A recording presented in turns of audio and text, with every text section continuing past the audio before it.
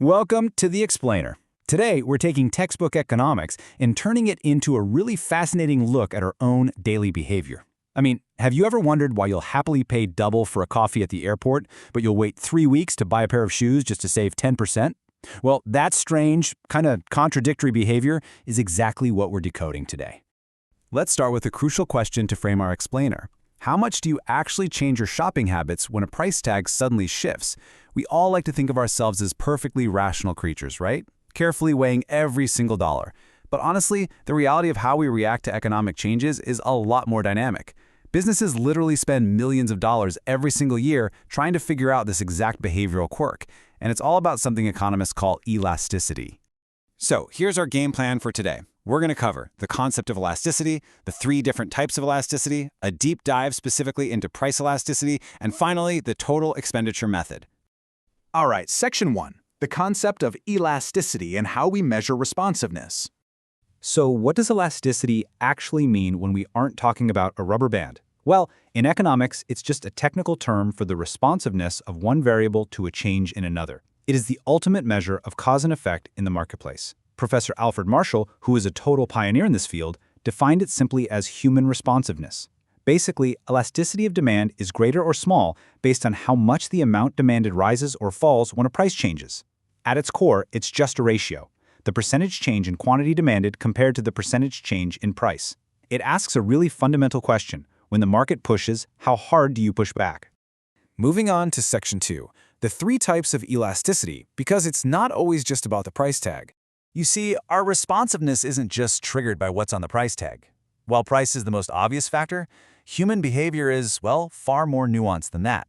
There are actually 3 distinct triggers, or levers you could say, that dictate what goes into our shopping carts: income elasticity, cross-elasticity, and price elasticity. Let's break down exactly what those first 2 mean before we really dive deep into the third.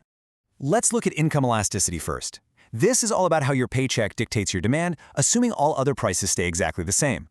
With positive income elasticity, an increase in your income means you buy more of what we call normal goods, think fresh steaks or name-brand clothes.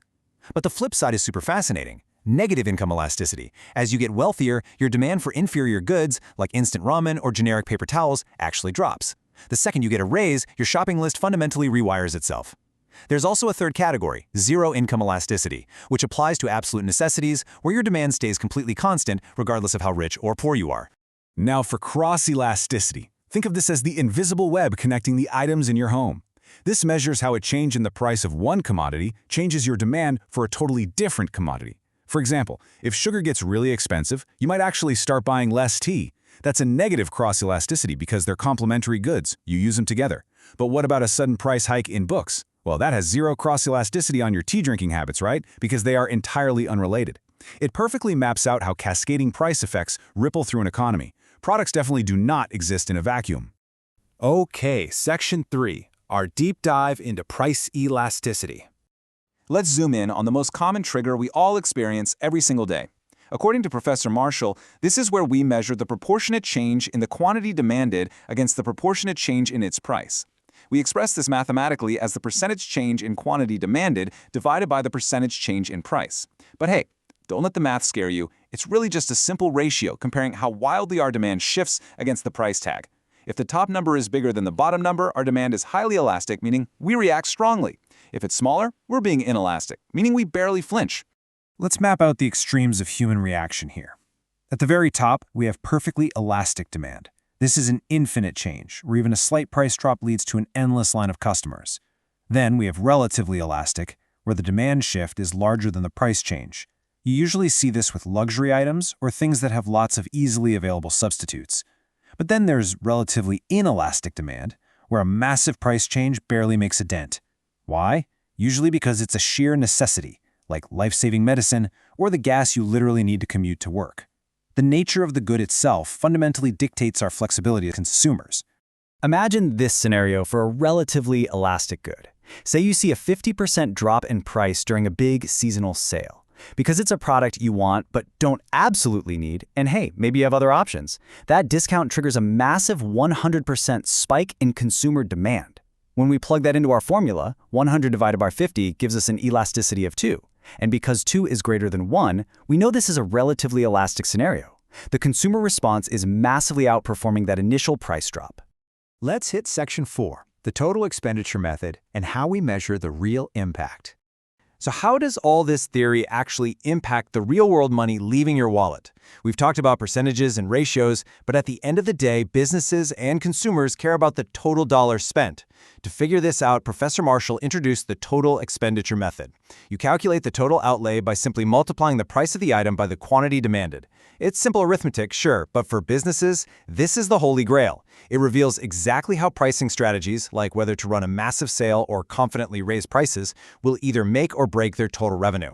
Comparing these outcomes side by side reveals a truly fascinating insight into real-world pricing strategy.